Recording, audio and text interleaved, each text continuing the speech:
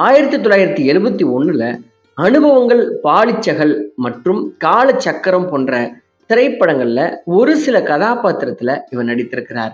ஆனால் அந்த கதாபாத்திரங்கள் எதிர்பார்த்த வெற்றியை பெற்று தரவில்லை. பிறகு எம்.டி. வாசுதேவன் இயக்கத்துல தேவலோகம் அப்படிங்கிற திரைப்படத்துல ஒரு முன்னணி கதாபாத்திரத்தில் நடித்திருக்கிறார். இந்த திரைப்படமும் பல காரணங்களால் வெளியிடப்படவில்லை.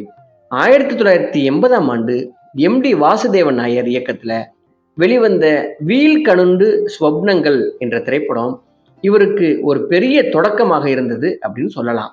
பின்னர் மேலா, கிருஷ்ணா போன்ற திரைப்படங்கள் இவருக்கு மலையாள திரைப்பட உலகத்துல ஒரு கதாநாயகன் அந்தஸ்தை பெற்றுக் கொடுத்த படங்கள்னு சொல்லலாம்.